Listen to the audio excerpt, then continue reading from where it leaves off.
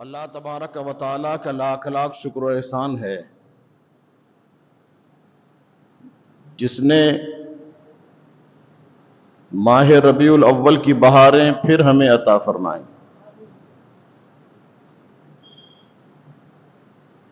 ماہ ربیع الاول، ماہ ربیع النور،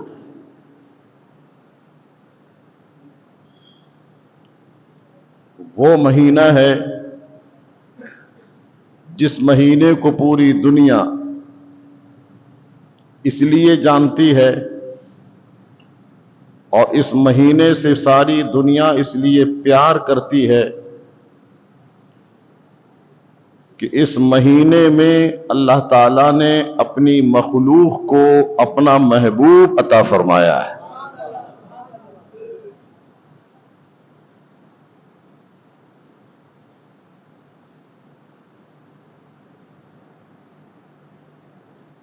محبوب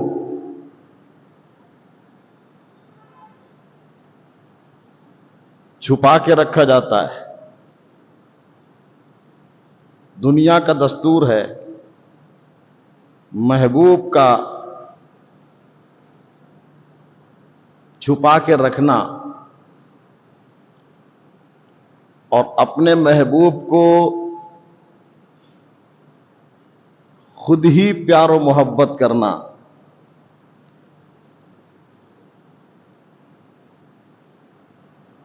اور دنیا کی محبت کا اور دنیا کے محبوب کا یہ دستور ہے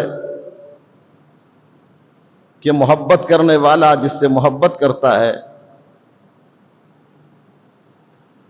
اس کے بارے میں چاہتا ہے کہ میں ہی اس سے محبت کروں، دوسرا نہ کرے،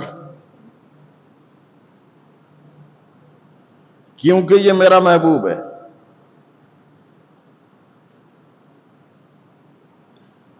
اور جہاں محبت میں دوسرا شریک ہو جاتا ہے وہیں پر دل میں نفرت آ جاتی ہے۔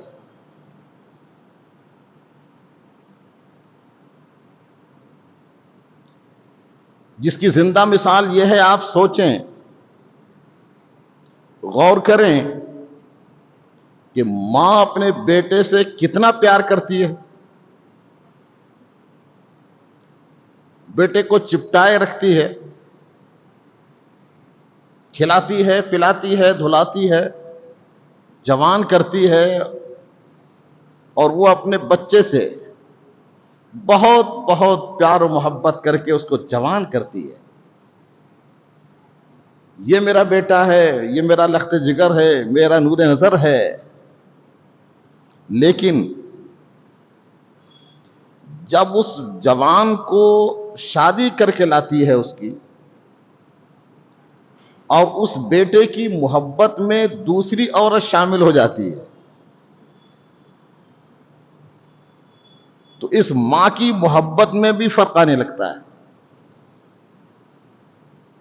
میرا بیٹا بہت اچھا تھا مگر اس آنے والی نے بگاڑ دیا۔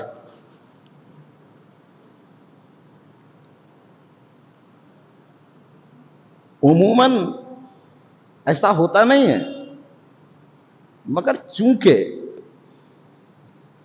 اب تک وہ اپنی ماں سے محبت کرتا تھا، دوسری عورت سے اتنی محبت نہیں کرتا تھا، اب بیوی ہونے کے ناطے وہ بیوی سے بھی محبت کرنے لگا، اور محبت کے نتیجے میں اظہار محبت کے لیے مائل بھی ہونے لگا، تو اب اس کے بعد میں اس کے دماغ میں یہ بات آتی ہے کہ یہ میرا تھا، یہ اس کا ہونے لگا۔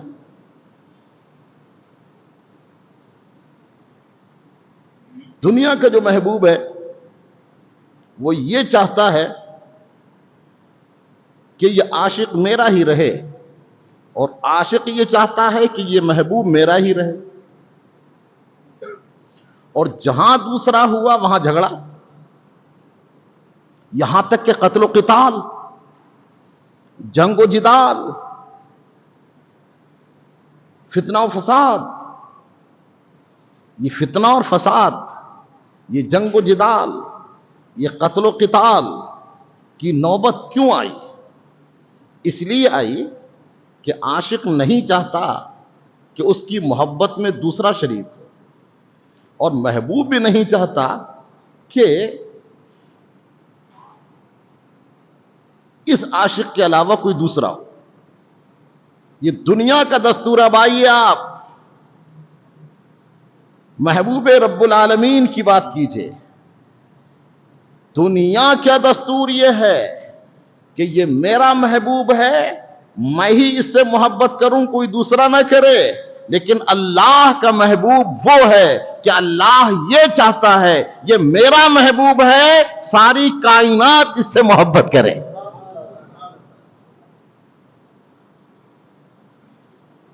جب یہ میرا محبوب ہے تو ساری کائنات اس سے محبت کرے، اور ساری کائنات محبت اس سے کرتی ہے، اور وہ اس کے ایسے محبوب ہیں کہ جو محبت نہ کرے، عداوت کرے، اس سے اعلان جنگ ہے۔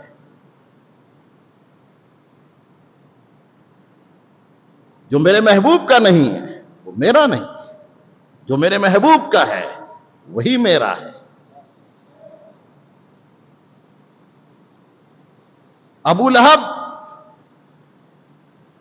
اتنا گورا، اتنا چٹا، اتنا سفید کہ لہب کے معنی ہے انگار کا شعلہ، تو اس کے چہرے سے انگار کے شعلے کی طرح لپک آتی تھی، سرخی کی، اس لیے اس کو ابو لہب کہا گیا، چنگاری کا باپ۔ مگر آپ توجہ کریں کہ جس کی کنیت ابو لہب اس لیے رکھی گئی کہ وہ انتہائی خوبصورت، چہرے سے لپک آ رہی ہے، مگر کیا ہوا؟ جب رسول سے دشمنی کی، جب رسول سے عداوت کی، تو اللہ تعالیٰ نے قرآن کریم میں اس کے بارے میں مذمت نازل کر دی اور ارشاد فرمایا تبت یدا ابی لہب، ابو لہب کے ہاتھ ٹوٹ جائیں۔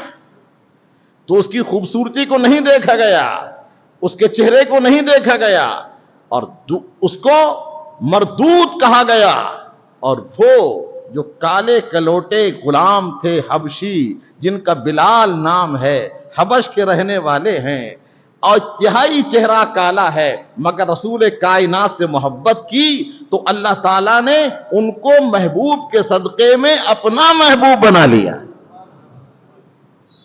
اے میرے محبوب، یہ تم ایسے میرے محبوب ہو، جو تمہیں محبوب کہے گا اور بنائے گا میں اسے محبوب بناؤں گا۔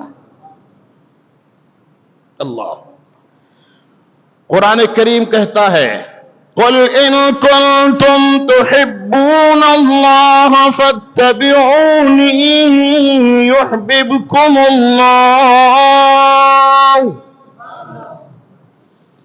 اے میرے محبوب علیہ الصلاۃ والسلام، ساری کائنات میں اعلان فرما دیجئے کہ اگر تم اللہ کے محبوب بننا چاہتے ہو تو میرے محبوب ہو جاؤ، میرے غلام ہو جاؤ، یحببکم اللہ، اللہ تعالیٰ تمہیں اپنا محبوب بنا لے گا۔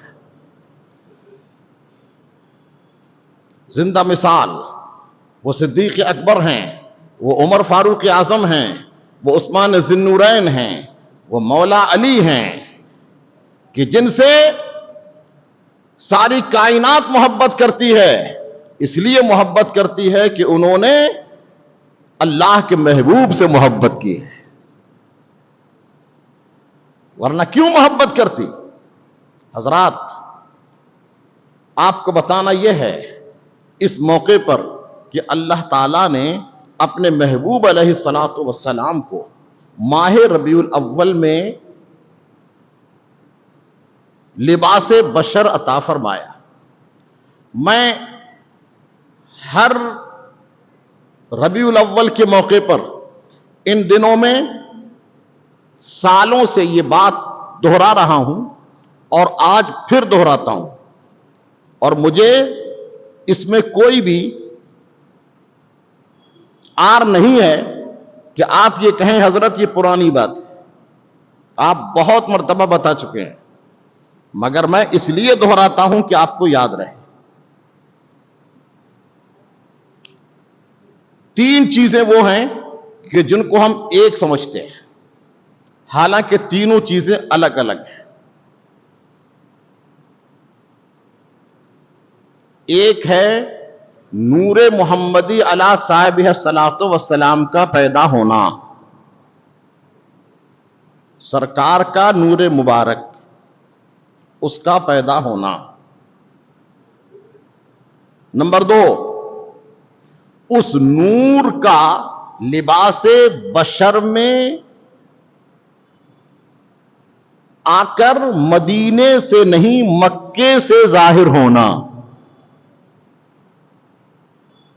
تیسرے،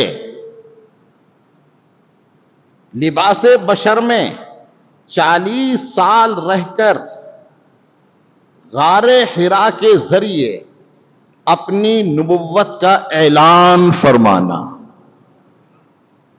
یہ 3 چیزیں ہیں، اور تینوں چیزیں الگ الگ ہیں، اور تینوں کے نام بھی الگ ہیں۔ تینوں کے نام بھی الگ ہیں۔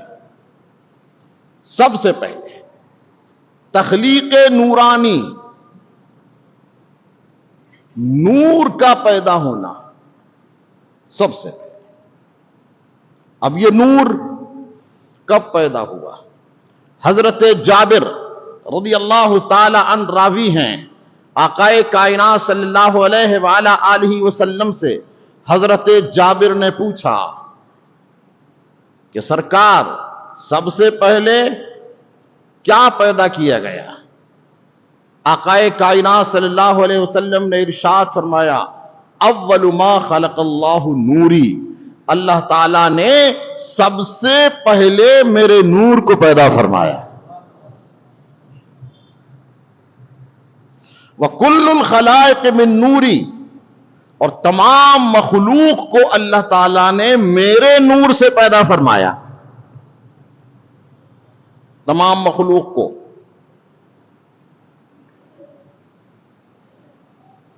اب وہ نور سب سے پہلے، تو پہلے بعد یہ ہوتا ہے زمانے کے اعتبار سے، تو پہلے اور بعد بھی کہنا مشکل ہے، جب پہلے کا لفظ بھی نہ تھا، اس سے بھی پہلے میرے نبی کا نور پیدا ہوا۔ پہلے سے بھی پہلے، جب کچھ نہ تھا۔ اسی لیے اعلی حضرت امام اہل سنت نے جو ارشاد فرمایا، ہم ہر جمعے کو دہراتے ہیں، ایک بار پھر دہرائیے، وہ جو نہ تھے تو کچھ نہ تھا، وہ جو نہ ہو تو کچھ نہ ہو، جان ہے وہ جہان کی، جان ہے تو جہان ہے، جان ہے تو جہان ہے۔ آقا کائنات صلی اللہ علیہ وآلہ وسلم کے نور مبارک کو سب سے پہلے پیدا کیا گیا، اور ساری کائنات کو سرکار کے نور سے پیدا کیا گیا۔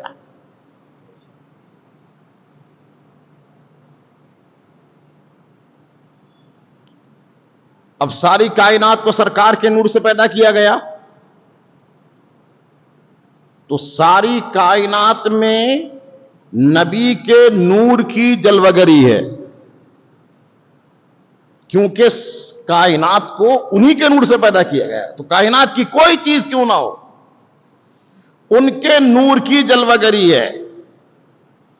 اسی لیے اس حدیث کے مطابق سکھوں کے پیشوا گرو نانک نے یہ بات کہی ہے، نام لیوا جس انچر کو تو کرو چوگناتا، 2 ملاؤ 5 گن کرو کاٹو 20 بنا، نانک بچے تو 9 گنے 2 اس میں اور ملا، اس بدر کے نام سے نام محمد بنا۔ یعنی آپ اپنے نام کے حروف یا اپنے باپ کے نام کے حروف یا کائنات کی کوئی چیز اس کے حروف ابجد کے اعتبار سے یا آزادی کے اعتبار سے کچھ بھی کیوں نہ ہو، آپ ان کی تعداد کو گننے کے بعد میں آپ اس کو 4 سے ضرب دیجئے، پھر اس میں آپ 2 ملا دیجئے، اس کے بعد میں 5 سے تقسیم کر دیجئے، پھر جو بچے اس کو 9 سے تقسیم کیجئے، اور اس کے بعد میں 10 بچیں گے، اور 10 بچنے کے بعد میں 9 سے ضرب دے دیجئے، آپ کو 92 نمبر مل جائیں گے جو محمد کے نمبر ہیں۔ آپ قلم و کاغذ لے کر بیٹھ جائیے، صبح سے لے کر شام تک آپ لکھتے لکھتے تھک جائیں گے، ہر چیز میں 92 نمبر آئے گا، ہر چیز میں۔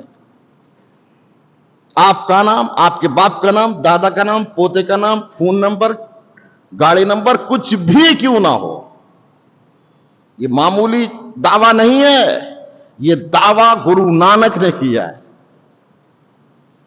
اور کیوں کیا ہے؟ اس لیے کیا ہے کہ حدیث پاک میں ہے کہ آقائے کائنات صلی اللہ علیہ وآلہ وسلم نے ارشاد فرمایا، اول ما خلق اللہ نوری، اللہ تعالیٰ نے سب سے پہلے میرے نور کو پیدا فرمایا اور میرے نور سے ساری کائنات کو پیدا فرمایا۔ تو ساری کائنات میں نبی کے نور کی جلوہ گری ہے۔ اس لیے کسی نے کہا جو شے تیری نگاہ سے گزرے درود پڑھ، ہر جزو و کل ہے مظہر انوار مصطفیٰ۔ حضرات، تو تخلیق نورانی، دوسرے ولادت رسول، میلاد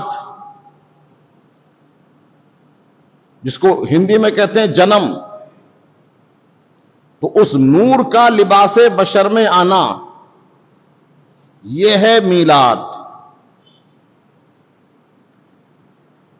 اور اس میلاد کے تعلق سے اللہ تعالیٰ نے ارشاد فرمایا، قد جاءکم من اللہ نور وکتاب مبین،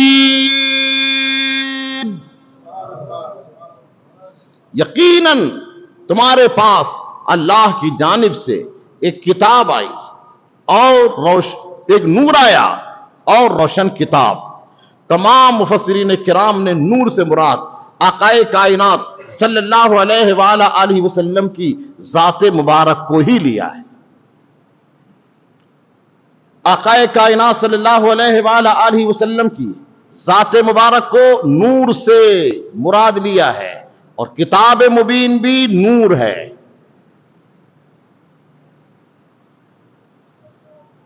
کتاب کوئی بھی کیوں نہ ہو، ذرا غور کریں، آج مسلمان کہلانے والے، اسلام کا دعویٰ کرنے والے، سعودی سے لے کر پوری دنیا تک وہ نبی کے نور کے قائل نہیں ہیں۔ ان کا کہنا یہ ہے کہ کتاب مبین ہمارے سامنے ہے، قرآن ہمارے سامنے ہے، بس ہمارے لیے کافی و وافی ہے۔ وہ آئے اور چلے گئے، لیکن آپ ذرا غور فرمائیں، دنیا کی کوئی کتاب پڑھنے کے لیے آپ کو کیا چاہیے؟ ایک نور چاہیے، 2؟ اگر آپ پڑھے لکھے ہیں تو جواب دی۔ ایک روشنی چاہیے یا 2؟ کسی کے پاس جواب نہیں۔ 2؟ کون کون سی؟ 2 روشنی چاہیے، ایک نہیں، 2۔ دنیا کی کوئی کتاب پڑھنے کے لیے ایک روشنی چاہیے سورج کی، اور سورج نہ ہو، رات ہے تو چاند کی، چاند بھی نہیں ہے، اندھیرا ہے، چراغ کی۔ چراغ کی جگہ جو آپ کے سامنے جتنی بھی روشنی کی قسمیں ہیں وہ وہی ہیں۔ تو سورج کی روشنی، چراغ کی روشنی، چاند کی روشنی ایک ہی روشنی ہے۔ اس کے بغیر آپ کتاب پڑھ سکتے ہیں؟ نہیں، دنیا کی کوئی کتاب نہیں پڑھ سکتے آپ جب تک کہ یہ روشنی نہ ہو۔ چلیے یہ روشنی بھی ہے، سورج کی بھی ہے، چاند کی ہے، چراغ کی ہے، ٹیوب لائٹ ہے، سب ہے، مگر آپ اندھے ہیں، آنکھوں کی روشنی نہیں ہے، تو مجھے بتائیے کتاب پڑھیں گے؟ کتاب پڑھ سکتے ہیں آپ؟ نہیں، آنکھوں کی روشنی بھی چاہیے۔ آنکھوں کی روشنی ہے تب کتاب پڑھ سکتے ہیں، اس کے بعد میں سورج یا چاند یا یہ روشنی ہے تب پڑھ سکتے ہیں۔ گویا کہ یوں کہیے، اندر کی روشنی آنکھوں کی ہے تب پڑھ سکتے ہیں، ظاہری روشنی ہے تب پڑھ سکتے ہیں۔ ظاہری روشنی بھی چاہیے، باطنی روشنی بھی چاہیے، تب کتاب سمجھ میں آئے گی۔ جب دنیا کی کتاب کی یہ حالت ہے کہ ظاہری روشنی چاہیے، باطنی روشنی چاہیے، سورج کی روشنی چاہیے، آنکھوں کی روشنی چاہیے، اگر سورج کی روشنی ہے آنکھوں کی نہیں ہے تب کتاب سمجھ میں نہیں آئے گی، آنکھیں ہیں مگر سورج نہیں ہے تب کتاب سمجھ میں نہیں آئے گی۔ اسی طرح سے اللہ کی مقدس کتاب اسی وقت سمجھ میں آئے گی جب آنکھوں کی روشنی بھی ہے اور عشق رسول کی روشنی بھی ہے، ورنہ یہودی اس کے سامنے قرآن نہیں ہوتا، نصرانی اس کے سامنے قرآن نہیں ہوتا، مجوسی اس کے پاس قرآن نہیں ہوتا۔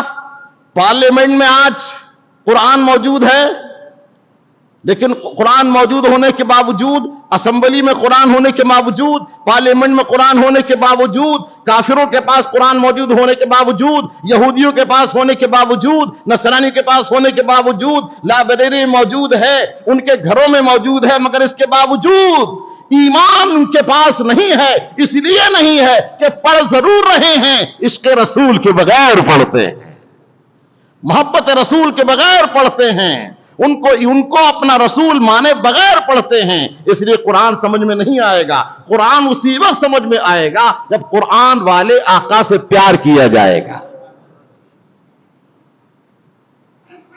تو روشنی کی ضرورت ہے۔ اسی طرح سے قرآن کریم پڑھنے کے لیے ضرورت ہے تو روشنی کی۔ یہ قرآن جو نور ہے، اب اس نور کے لیے عشق رسول بھی چاہیے۔ اللہ تبارک و تعالی نے اس لیے کتاب سے پہلے نور کا تذکرہ فرمایا کہ کتاب پڑھو نور کے مان کر، قد جاءکم من اللہ نور و کتاب مبین، تمہارے پاس اللہ کی جانب سے نور آیا اور کتاب مبین آئی۔ حضرات، تو نور مبارک علی صاحب الصلاۃ والسلام کو نہ ماننا، صرف قرآن کریم کو ماننا، تب بھی کامیابی نہیں، اور نور کو ماننا، کتاب کو نہ ماننا، پھر بھی کامیابی نہیں۔ نور کو ماننا پڑے گا اور کتاب مبین کو بھی ماننا پڑے گا۔ اس وقت پوری دنیا میں گمراہی دو طرح سے پھیل رہی ہے۔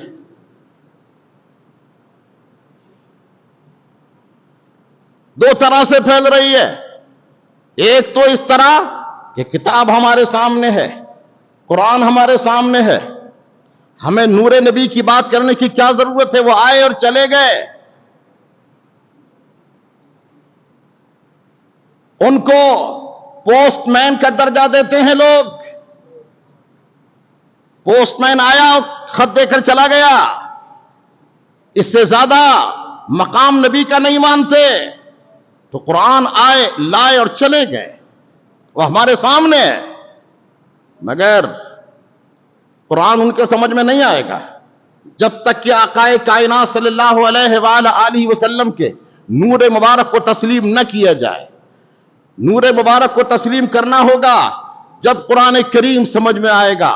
میرے دوستو، پہلے نور مبارک، پھر قرآن کریم، قرآن کریم بعد میں آیا، نور مبارک پہلے آیا۔ ذرا غور کریں. تو وہ لوگ مختلف ناموں کے ساتھ میں مشہور ہو گئے اور سعودی سے لے کر پوری دنیا میں پھیل گئے کہ میلاد رسول کی ضرورت کیا ہے, محبت رسول کی ضرورت کیا ہے, عشق رسول کی ضرورت کیا ہے. بس کتاب ہمارے سامنے ہے, قرآن مبین ہمارے سامنے ہے, اور بس.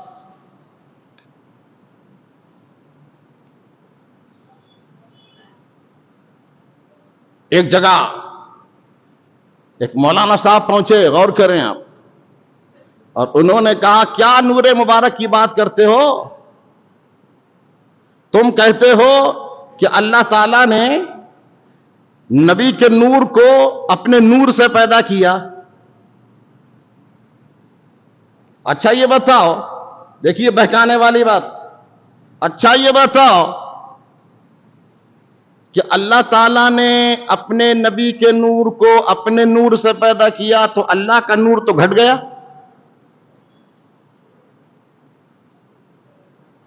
نبی کے نور کو پیدا کیا تو کچھ تو حصہ نبی کے نور میں آ گیا, اور اللہ کا نور گھٹ گیا تو اللہ کا نور کم ہو گیا. تو بھائیو یہ بات غلط ہے. اللہ تعالی کا نور گھٹتا نہیں ہے, اگر مانو گے تو گھٹ جائے گا. یہ کیسے ہو سکتا ہے؟ یہ شیطان کا وسوسہ,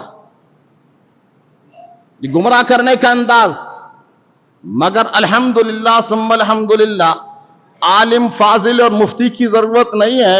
اگر ایک جاہل کے سمجھ میں آ گیا تو جواب دینے کے لیے وہی کافی ہے. ایک نوجوان دیہاتی اٹھا اسی مجمع میں سے اور کہنے لگا مولانا صاحب یہ بات واپس لیجئے کہ اللہ نے اپنے نبی کے نور کو پیدا کیا تو اللہ تعالیٰ کا نور گھٹ گیا. یہ کیسی بات کر رہے ہیں آپ؟ میں کھیتی کرتا ہوں, میری کھیتی میں میرے باغ میں ایک کنواں ہے, ایک پوڑی ہے, اس میں پانی آتا ہے. وہ پانی کو میرے پردادا نے کھینچا, دادا نے کھینچا, میں کھینچ رہا ہوں, بچے کھینچ رہے ہیں. آج تک میرے کنویں کا پانی کم نہ ہوا, وہ بڑھتا جا رہا ہے. تو نبی کے نور کے پیدا کرنے سے اللہ کا نور کیسے کم ہو گیا؟ کیا بات ہے. یعنی ایک جاہل کے سمجھ میں آ گئی بات, مگر یہ پڑھے لکھے جن کو یہ دعویٰ ہے کہ ہم قرآن و حدیث کی بات کرتے ہیں, ان کے سمجھ میں نہیں آتا. عقل ہوتی تو خدا سے نہ لڑائی لیتے, یہ گھٹائے اسے منظور بڑھانا تیرا. آقا کائنات صلی اللہ علیہ وآلہ وسلم کے نور مبارک کو تسلیم کرنا اور ساری کائنات نبی کے نور سے پیدا کی گئی, اس کو ماننا بے حد ضروری ہے. محبت رسول کرنا بے حد ضروری ہے, عشق رسول کرنا بے حد ضروری ہے. میلاد کی بات کرنا اس لیے کہ ان کے میلاد کی بات کی جائے گی تو لوگوں کا عقیدہ ٹھیک ہوگا. لوگ کہتے ہیں اور یہ کہتے ہیں کہ میلاد منانا شرک ہے. ارے بھائی, میلاد منانا شرک نہیں, بلکہ میلاد سے ہی شرک ختم ہوتا ہے. میلاد سے شرک ختم ہوتا ہے. کیسے؟ اس لیے کہ اللہ تعالی پیدا ہونے سے پاک ہے. لم یلد ولم یولد, اس کا نہ باپ ہے نہ اس کا بیٹا. اگر باپ مانو گے تب شرک ہو جائے گا, بیٹا مانو گے تب شرک ہو جائے گا. اس لیے ہم میلاد مناتے ہیں کہ نبی کے معجزات سنتے سنتے لوگ کہیں گمراہ نہ ہو جائیں. وہ چاند پر پہنچے, وہ عرش اعظم پر پہنچے, سدرۃ المنتہا پہ پہنچے, ان کے تلووں سے بالکل پتھر نرم ہو گیا, وغیرہ وغیرہ. ان تمام چیزوں کے ہوتے ہوئے کہیں قوم گمراہ نہ ہو جائے, کہیں شرک میں مبتلا نہ ہو جائے, کہیں ان کو خدا نہ کہہ دے, کہیں خدا کی طرح نہ کہہ دے. اس لیے ہم میلاد مناتے ہیں. وہ خدا نہیں ہیں, ان کے باپ حضرت عبداللہ ہیں, ان کی ماں حضرت آمینہ ہیں, ان کی بیٹی खातून जन्नत हैं, उनके नवासे इमाम हुसैन हैं, वो पैदा हुए हैं, उनके बाप भी हैं, उनके बेटे भी हैं, उनके नवासे भी हैं, उनका खानदान भी है। हम ये बताते हैं ताकि मीलाद मनाकर लोग शिर्क में मुब्तला न हो जाए, और मौजिज़ा इसलिए बताते हैं कि लोग उनको अपनी तरह न कह दें। तो आपको ये मानना पड़ेगा कि मीलाद रसूल मनाया जाए, लेकिन मीलाद के नाम पर अहले सुन्नत व जमात की पहचान है मीलाद, और एक पहचान है अहले सुन्नत की उर्स मुबारक। मैंने गुज़श्ता जुमे को कहा था कि मज़ार शरीफ पर हाजिरी कैसे होना चाहिए, यह गुज़श्ता जुमे का मेरा खुतबा था, लेकिन मैं उस बात को नहीं दोहराना चाहता। आज मैं इस बात को दोहराना चाहता हूं कि मीलाद के नाम पर अगर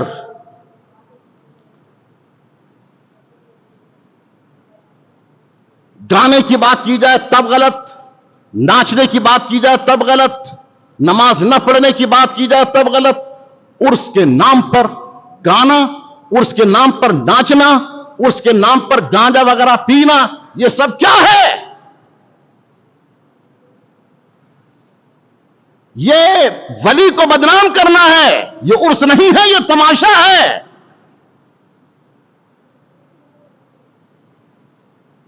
और दुकान चलाने के सिवा कुछ नहीं है। हम अहले सुन्नत व जमात हैं और हम इसकी मुखालफत करते हैं। जो बेहुदा रसूमात करें उनसे आप बचिए। खाली मेरी जिम्मेदारी नहीं है कहने की, आपकी भी जिम्मेदारी है। ये बड़े बड़े पैसे वाले, ये बड़े बड़े लोग, उन्होंने 2000, उन्होंने 4000, उन्होंने 10,000, उन्होंने 20,000, ये देने के बाद में ये उर्स और ये नाचना और गाना अपनी तरफ से कर रहे हैं, आपसे वसूल कर रहे हैं, और फिर आपके बच्चों को बर्बाद किया जा रहा है। ये गांजा, ये नाचना, ये नशा, ये गैर मुस्लिम की तरह तमाशा करना, ये किसने कहा ये उर्स का है? किसने कहा? वाहियात और खुराफात के सिवा कुछ नहीं है। अहले सुन्नत व जमात से इसका दूर का ताल्लुक नहीं है। तो मेरा काम कहने का नहीं है, आपकी जिम्मेदारी भी है। आप ही तो चंदा दे रहे हैं, आप ही तो बढ़ावा दे रहे हैं, आप ही तो बोल रहे हैं, और फिर आप ही कहते हैं यह गलत है।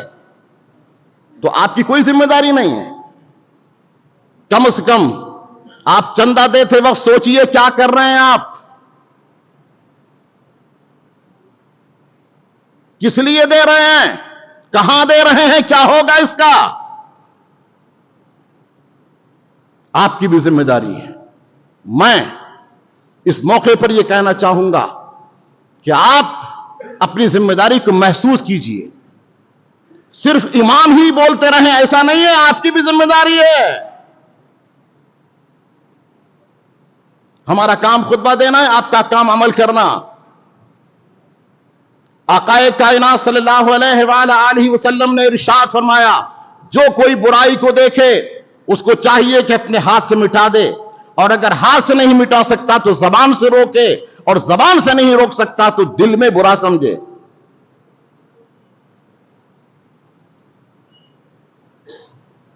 नशा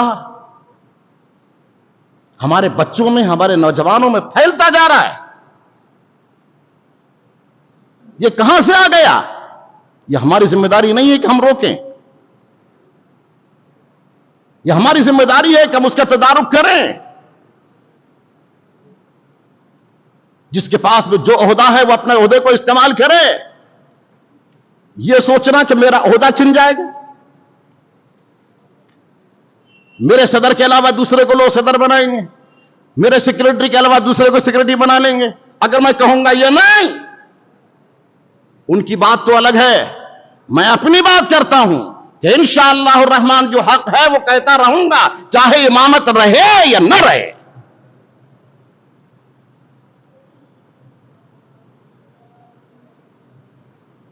हजरात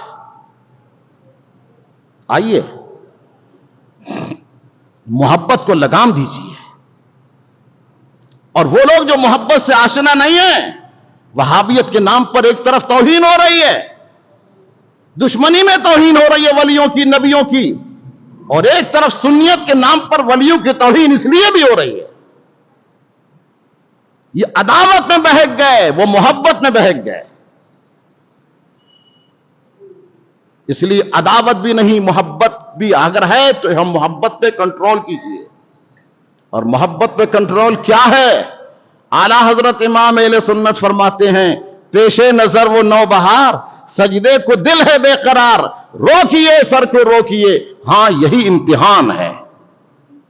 میں اس موقع پر گزارش کروں گا کہ آنے والی جمعرات میلاد پاک ہے اور جلوس محمدی نکالا جائے گا. ہر محلے سے جلوس نکلے گا. یہ محلے سے جلوس نکلنا اور میلاد پاک منانا یہ اس لیے ہے کہ جہاں جہاں میلاد پاک منایا جائے وہاں سال بھر تک برکتوں کا نزول ہوتا ہے. ہم چاہتے ہیں کہ گلیوں سے اور شہروں کی شہر اس کے اہم گزرگاہوں سے گزریں تاکہ ہمارے شہر میں برکت اور رحمت کا نزول ہو. تو مگر اس چیز کو خرافات نہ بنایا جائے، تماشا نہ بنایا جائے. جو جائز ہے اسی پر عمل کیا جائے.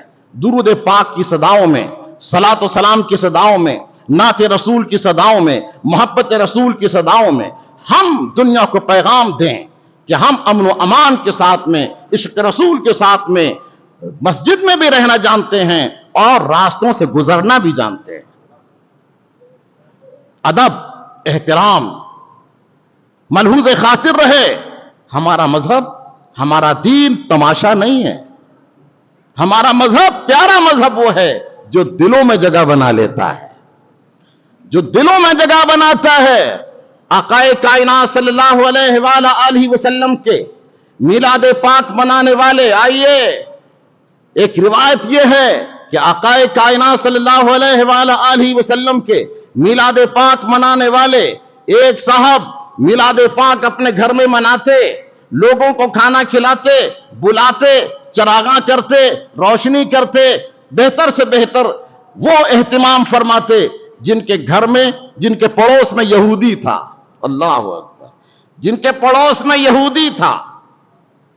یہودی دشمن، اور یہودی سے بڑا دشمن رسول کوئی نہیں، نہ تھا نہ ہے. لیکن مسلمانوں کے ادب و احترام کی وجہ سے مسلمانوں کا کام یہ ہے چاہے یہودی کیوں نہ ہو لیکن پڑوسی سے اچھا برتاؤ کر. ان کا اچھا برتاؤ تھا. یہودی کو بھی اپنے یہاں کھانے کی دعوت دیتے، اچھا اہتمام کرتے، اچھا برتاؤ کرتے. اس کے بعد ایک سال یہ ہوا کہ یہودی کی بیوی نے کہا کہ یہ لوگ اہتمام کیوں کرتے ہیں، آخر کیا ہے؟ اپنے شوہر سے پوچھا. شوہر نے کہا بات یہ ہے، یہ اس دن اس لیے احترام کرتے ہیں کہ اس دن ان کے نبی پیدا ہوئے ہیں. سبحان اللہ کہیے. ہاں، اس لیے کہ ان کے نبی پیدا ہوئے ہیں. کہا اچھا، اس لیے اہتمام کرتے ہیں. تو اس کے دل میں محبت ہو گئی.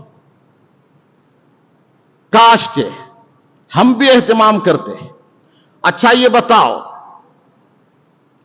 کہ ان کے نبی جو پیدا ہوئے ہیں تو اتنے خوش ہیں اور ان کو اپنے نبی کا صدقہ ملتا ہے، کیا ہم کو بھی ان کا صدقہ مل سکتا ہے؟ کیا بات ہے. یہودی شوہر نے کہا ہاں، میں نے تو سنا ہے کہ ان کے نبی وہ ہیں جو اپنوں سے بھی پیار کرتے ہیں، غیروں سے بھی پیار کرتے. کہا اچھا، تو ہمیں بھی ان کا صدقہ ملے گا؟ کہا ہو سکتا ہے مل جائے، اس لیے کہ سنا تو یہی ہے کہ وہ غیروں سے بھی پیار کرتے ہیں. روایت میں آتا ہے کہ رات ہوئی، جب وہ سوئے تو اس عورت نے دیکھا کہ مجمع لگا ہوا ہے، روشنی ہی روشنی ہے، چاروں طرف لوگ جا رہے ہیں، آ رہے ہیں اور کسی کا انتظار ہے. وہ جانے کے بعد کہنے لگی بتاؤ کس کا انتظار ہے, یہ اہتمام کس لیے ہے؟ تو خواب ہی میں بتایا گیا کہ نبی رحمت تشریف لا رہے ہیں. کہا اچھا نبی رحمت آ رہے ہیں؟ کہا ہاں. خواب ہی میں یہ آگے بڑھی اور اس نے ایک صاحب سے کہا ایک بات بتاؤ, وہ تمہارے نبی ہیں, میں یہودی مذہب سے تعلق رکھتی ہوں, کیا تمہارے نبی مجھ سے بھی بات کر سکتے ہیں؟ انہوں نے کہا ہاں ہاں ہمارے نبی وہ ہیں جو غیروں سے بھی پیار کرتے ہیں. اتنے میں آگے بڑھی اور اس نے آگے بڑھ کر دیکھا نبی رحمت صلی اللہ علیہ وآلہ وسلم کو پکارا, اے مسلمانوں کے نبی آپ مجھ سے بھی بات کریں گے؟ سرکار نے توجہ فرمائی, ہاں میں تجھ سے بھی بات کروں گا, لیکن یہ ہے سب سے بڑا پیغام یہ ہے کہ تجھے دنیا کی نعمت نہیں, اگر دونوں جہان کی نعمت چاہیے تو اسلام میں داخل ہو کر مسلمان ہو جا. اللہ اکبر. سرکار علیہ الصلوۃ والسلام نے عالم خواب میں اس کو مسلمان کیا. بیدار ہوئی تو اس نے دیکھا کہ اس کا شوہر اہتمام کرتا ہے, یہ لا رہا ہے وہ لا رہا ہے, یہ لا رہا ہے وہ لاتا ہے, لوگوں کو بلاتا ہے, خوشی کا اظہار کرتا ہے. یہ کہنے لگی کیا ہو گیا آپ کو؟ کہا بات یہ ہے تمہیں معلوم نہیں, جب تم کو نبیوں کے امام, نبیوں کے رسول, جب مسلمانوں کے نبی تم کو کلمہ پڑھوا رہے تھے تو مجھے بھی کلمہ پڑھا رہے تھے. حضرات سرکار کے میلاد کا صدقہ سب کو ملتا ہے, یقیناً ملتا ہے, اپنوں کو نہیں بلکہ غیروں کو بھی ملتا ہے. شرط یہ ہے کہ ادب احترام یہ ضروری ہے. ادب و احترام کرو گے سب کچھ ملے گا, بے ادبی ہو جائے تو بہت بڑی حرمہ نصیبی ہوگی. میں گزارش کروں گا کہ شرعی طور سے میلاد پاک منایا جائے, غیر شرعی چیزوں سے میلاد میں بھی بچا جائے اور عرس میں بھی بچا جائے. میں دعوے کے ساتھ کہتا ہوں کہ اگر ادب و احترام کرو گے, بتائیے مجھے غور فرما مجھے بتائیے لوگوں کو ناچنے اور گانے سے کس نے بچایا؟ عورتوں کو بے حرمتی کرنے سے کس نے بچایا؟ کس نے عزت دی؟ جس نبی نے عزت دی اور نبی کے بعد ولیوں نے عزت دی, اسلام کی خاطر سب کچھ قربان کیا, اس ولی کے لیے ہم ان کے پیغام کے خلاف کریں تو بتائیے ولی کو راضی کریں گے کہ ناراض؟ یاد رکھو میلاد والے آقا کے میلاد کا احترام کرو گے تو رحمت للعالمین کرم فرمائیں گے, اور اگر ولی کا عرس صحیح مناؤ گے ولی رحمت ضرور نگاہ کرم کریں. حضرات اللہ تعالیٰ کاش ہمیں سمجھنے کی توفیق عطا فرمائے اور سمجھانے کی توفیق عطا فرمائے. آمین بجاہ سید المرسلین وآخر دعوانا ان الحمد للہ رب العالمین.